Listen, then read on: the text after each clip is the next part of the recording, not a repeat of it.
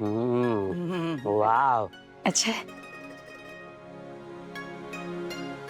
ये गोलूड़ा, आगे से कभी बिना बोले जाना नहीं है। नो यस, सॉरी पापा, सॉरी। ए, केवल बप्पा को नहीं, अपने पप्पा को भी सॉरी बोल। कितना परेशान हुआ है तेरे पीछे, पता है? चल पापा, आजा।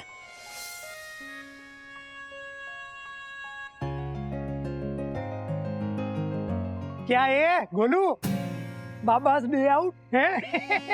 किधर किधर गायब हो गया था सबको काम पे लगा के?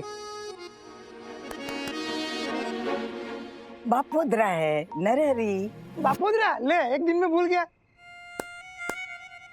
क्या?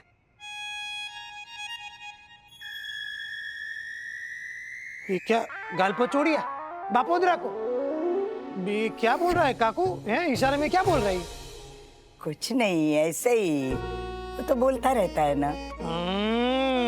ऐसे ही बोले वैसा है नहीं है, बहुत शाना है। इसके इशारे तुम लोग सब समझते हो। क्या बोल रहा है बताओ ना काकू। नरहरी वो बोल रहा है कि तुझे थप्पड़ मारो, ऐसा बोल रहा है। चुप रे, वाइडो 1 नंबर 9।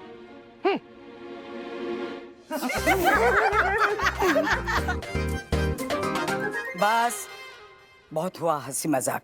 गोलू के चक्कर में पढ़ाई का कितना समय गंवाया है पता है ना? अब सिर्फ टेस्ट पे ध्यान दे। काकू,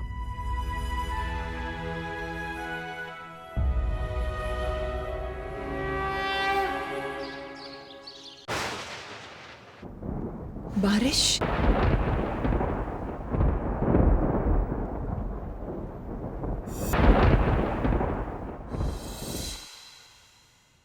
मनीष, मुझे नहीं लगता ये आज बारिश वारिश में पुष्पा बिन पढ़ने आ पाएंगी। डोंट अंडर एस्टिमेट हर सोनल। पढ़ने के लिए वो किसी भी तूफान का सामना कर लेंगी। Simon says yes. No. All the best. अरे आप तो भीग गई, आइए अंदर आइए। अरे पुष्पा बेन, देखो सरिता जल्दी चाय रखो इनके लिए, मैं टॉवेल लेकर आती हूँ। अरे नहीं नहीं, नो नो। ज्यादा भीगे तो नहीं पुष्पा बहन? सोनल में खामा का परेशान हो रही है मनीष भाई। ये लीजिए। हाँ, पोंछ लीजिए, पोंछ लीजिए। Thank you. बैठिए बैठिए, आप पहले बैठ जाइए। हाँ मैं गीली हूँ ना, थोड़ी पोंछ लेती हूँ, वरना आपका सोफा खराब हो जाएगा। ऐसा कुछ नहीं है, आप प्लीज बैठ जाइए। पुष्पा बेन, आज बारिश भी थी और आप भीग भी गए थे, तो क्यों पढ़ने आए? छुट्टी उट्टी ले लेते। होए कहीं यूनिट टेस्ट सर पे है सोनल बहन। चलिए ना शुरू करते हैं। घर जाके ना मुझे पेपर भी लिखना है। ये लीजिए।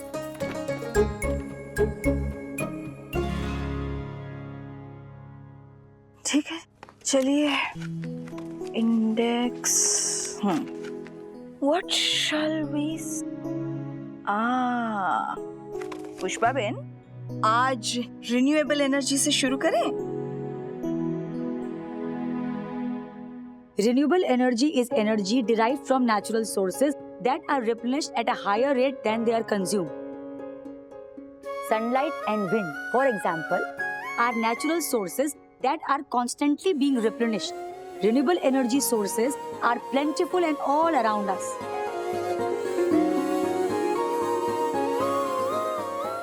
मुंह बंद करो सोनल बहन, मच्छर घुस जाएगा अंदर। Pushpa ben, are you sure आपको साइंस ट्यूशंस की जरूरत है? मेरे इस जवाब पर मत जाइए सोनल बहन, ये तो मैंने कब से रख के रखा है। इसके आगे अगर आप मुझे पूछेगी ना तो कुछ नहीं आता होगा मुझे। थैंक यू सर, इसकी बहुत जरूरत है मुझे अभी।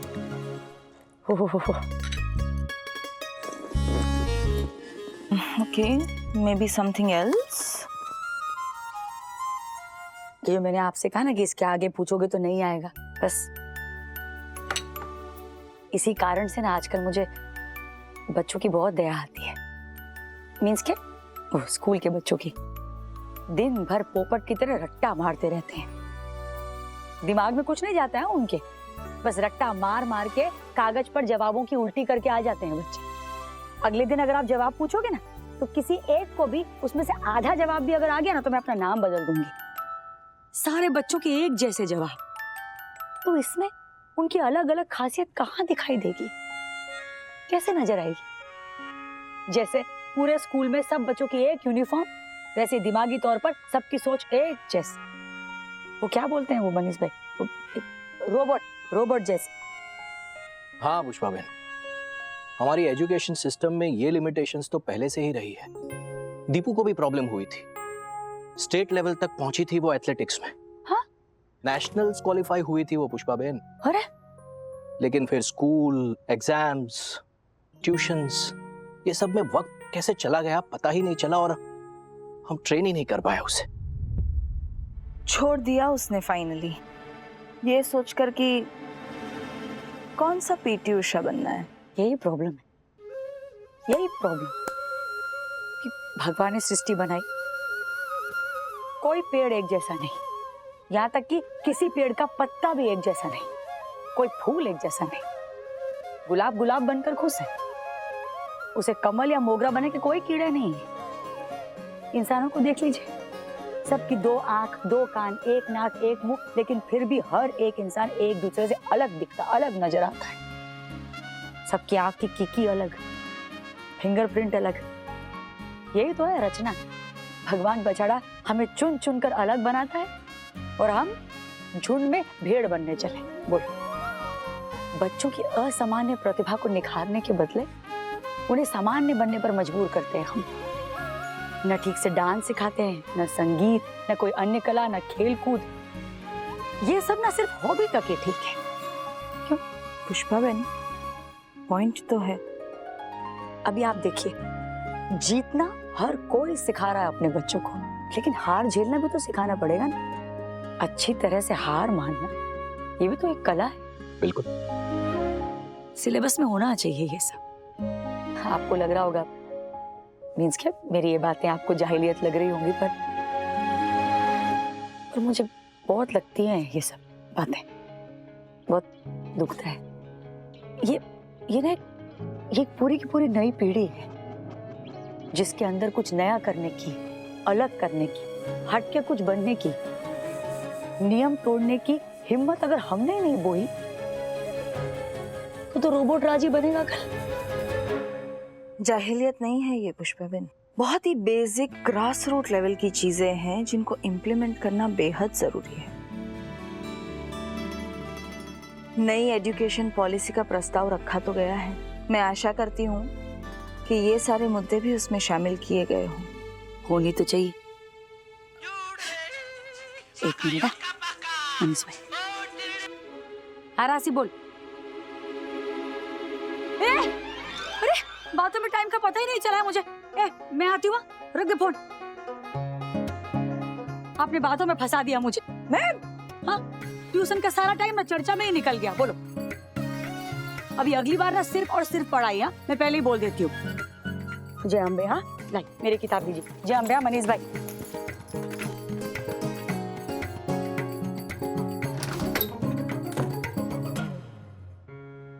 Not bad Sonal. Not bad, she is too good Manish. Means कि कितनी साफ सोच है उनकी।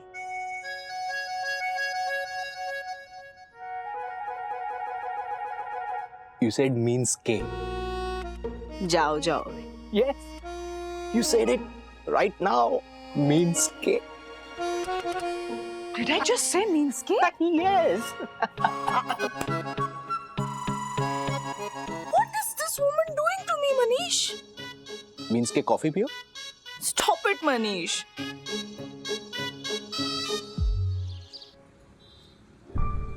हाय चिराग। हाय। क्या हुआ पन्नू? तू टेंशन में क्यों लग रही है? यार चिराग, तेरे साथ रोज बैग पे चोरी छुप के आ रही हूँ। पापा को पता चला तो कहीं फिर से लड़का ढूंढने का चक्कर ना शुरू कर दे। जब तक तू 21 साल की नहीं हो जाती तब तक कुछ नहीं बोलेंगे वो। चिराग पटेल की जुबान है। उनका मूड तो ठीक है ना आजकल? हाँ शांत है, लेकिन ये तूफान आने की पहले वाली शांति ना हो बस। अच्छा ये सारी बातें छोड़, बता तेरा पार्ट टाइम जॉब कैसा चल रहा है? मस्त। जब काम होता है तब इंस्पेक्टर साहब बुलाते हैं, बाकी तो आटा फेरा ने आशीर्वाद। हाँ? Means full free. तो तू कुछ और क्यों नहीं करता? छोटा मोटा बिजनेस कर लेना। बिजनेस? और मैं क्या पन्नू, तू भी। मेरे पास पैसे कहाँ हैं? हाँ, पैसे नहीं है लेकिन हुनर तो है ना। और जिस चीज में माहिर हो, अगर वही हमारा प्रोफेशन बन जाए तो कितना अच्छा हो। और तू तो इतनी अच्छी ड्राइंग बनाता है, स्केच को अपना प्रोफेशन बना ले। सोच, पापा जैसे आदमी तुझे घर बुलाकर एक पोर्ट्रेट के 3,000 रुपए पे करते हैं, तो ऐसे कितने मिलेंगे तुझे? हाँ, लेकिन उसके लिए जगह होनी चाहिए, सेटअप होना चाहिए, और पैसे भी तो चाहिए ना। जगह खरीदनी थोड़ी है, भाड़े पे लेना है। मुन्ना की शॉप, वहीं से शुरू कर। देख, उसकी शॉप से थोड़ी सी जगह ले ले और भाड़ा तुम दोनों बांट लो। क्या बात है पन्नू, एक सेकंड उधर देखना जरा। अरे तेरा तो दिमाग चलता है। अरे Listen, I am प्रार्थना बापोद्रा, daughter of the one and only Narhari बापोद्रा, मकान मालिक। ये सब ना मेरे खून में है। चलो, बापोद्रा का कुछ तो फायदा हुआ।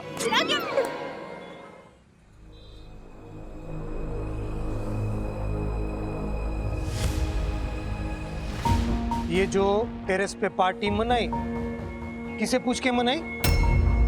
ये टेरेस पब्लिक प्रॉपर्टी नहीं है, परमिशन लगती है बापोद्रा की, भाड़ा भरना पड़ेगा। ऐसा कोई कानून मुझे तो याद नहीं आ रहा। अच्छा, कल चाल की ऑफिस में आना, पढ़ा दूंगा मैं। छोड़ ना, तुझसे बहस में नहीं पढ़ना चाहती हूँ। और वैसे भी मेरे महेंद्र की बर्थडे पार्टी का मजा किरकिरा नहीं करना है मुझे। जो भी तेरा नुकसान हुआ ना, मैं भर दूंगी। नुकसान भर दूंगी। और सुने, आइंदा बिना पूछे ऐसे धतिंग किए ना चाल में, तो सिर्फ भाड़ा नहीं, पेनल्टी भी भरनी पड़ेगी। बोल देता हूँ कि बोलना मत के बापोद्रा ने।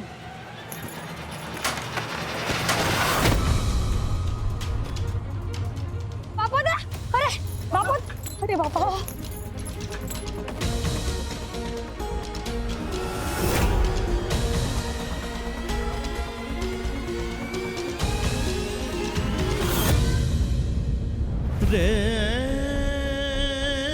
सुशीला, सुशीला।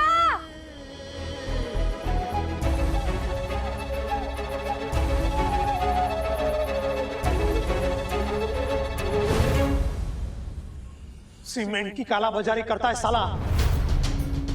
बापोद्रा ने रोका तो क्या हाल किया देखो। कान का पर्दा फाड़ दिया साले ने, सुनाई देना बंद हो गया। कान का मशीन लगाना पड़ेगा बापोद्रा को। एक नंबर का त्रास है यार इंस्पेक्टर साहब, एक नंबर का त्रास। जानवर है साला, जानवर। ले जाओ इसे।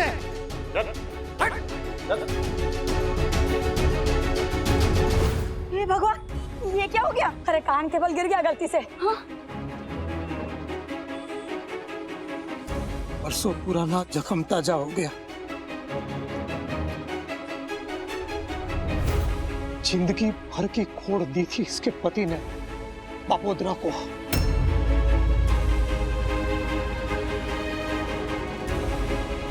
बापोद्रा न कभी उससे माफ करेगा, न उसके परिवार को। अरे सालों पहले की बातों का बदला नहीं सुशीला, इस बार गलत नहीं है बापोद्रा। कुछ दर्द नासूर बन जाते हैं, घाव भले मिट जाए और उसके निशान रह जाते। कभी शरीर पर और कभी कभी आत्मा पर। बढ़त बुद्धि है तू, बढ़त बुद्धि पुष्पा। मेरी जिंदगी की पनौती है तू, पनौती। जब तक तू मेरी जिंदगी में है ना, तब तक मैं आगे नहीं बढ़ पाऊंगा। गाली दो, ताना दो, सवाल उठाओ, लेकिन हाथ नहीं। डॉक्टर को दिखाना पड़ेगा। सुशी, हाँ। रिक्शा बुला। हाँ, मैं बुला के लाती हूँ। मैं चलती हूँ साथ। नहीं, अब मरहम लगाने से कुछ नहीं बदलेगा। तेरे पति ने जो मार दी थी, उस पर तुझे पट्टी लगाने की जरूरत नहीं है।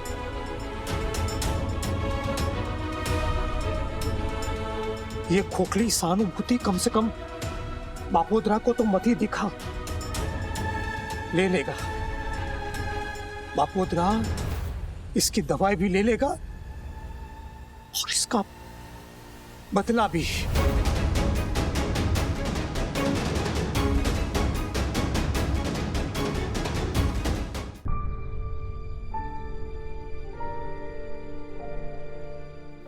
अच्छा हुआ 17 साल पहले बापोद्रा का कान फोड़ दिया पापा ने। मम्मी क्या किसी को दर्द दिया वो अच्छा किया? जिनकी भर के लिए किसी को एक कान से बहरा कर दिया वो अच्छा किया चिराग? मम्मी बापोद्रा काका पापा को भी तो वैसे ही परेशान करते होंगे ना जैसे हमें करते हैं। तो उससे हिंसा जायज हो जाती है। ए वायड़ा, सुअर से लड़ने के लिए कीचड़ में उतरना ना बेवकूफी है।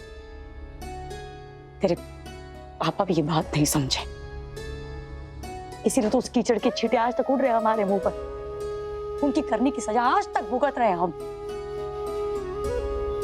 इतनी कड़वी और गहरी नफरत ऐसे नहीं आ गई बापोद्रा के मन में। 17 साल से चल रहा है ये झगड़ा और मुझे अभी तक पता नहीं चला।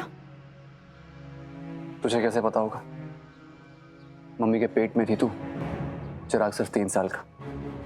हम लोग पाटन में रहते थे और पापा यहाँ बापोद्रा चौल में भाड़े पे। इस हादसे के बाद और पापा के जाने के बाद भी बापोद्रा काका ने हमें यहाँ रहने दिया। ये चौंका देने वाली बात है। कम से कम उसने इतनी गहरत तो दिखाई, वरना ऐसे घाव ना भूलता नहीं है इंसान। आई एम श्योर सुलह हो गई होती अगर पापा आज जिंदा होते तो। हाँ, तेरे पापा जिंदा होते तो पता नहीं क्या होता। तू पढ़ाई में ध्यान दे, शाम को पेपर भी लिखना है।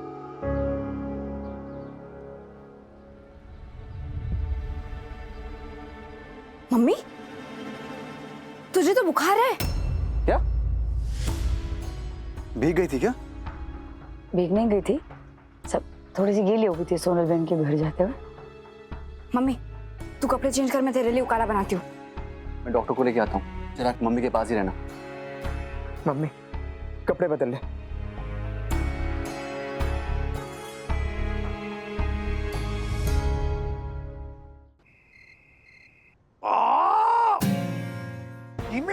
हाँ बस हो गया हो गया। ये नया मशीन है, इसे अभी कान में नहीं पहनना है। घाव जब सूख जाए तब जाके पहनना है। ये नया मशीन है, इसलिए कैविटी में सेट होने में टाइम लगेगा। सुशीला जी समझ गई आप ना? मैंने इन्हें इंजेक्शन दे दिया है ताकि इनके कान में इंफेक्शन ना हो। 2 दिन बाद ये मशीन आप पहना सकती हैं। ये लीजिए। अरे ठीक हो जाएगा, जल्दी ठीक हो जाएगा।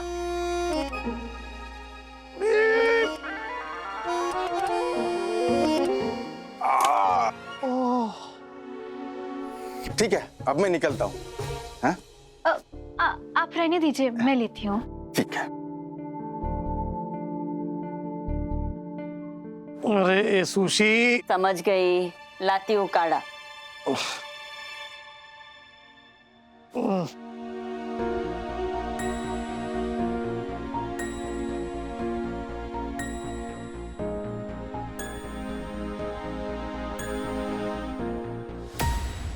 पुलिस पकड़कर ले गई उस हरामखोर दिलीप पटेल को।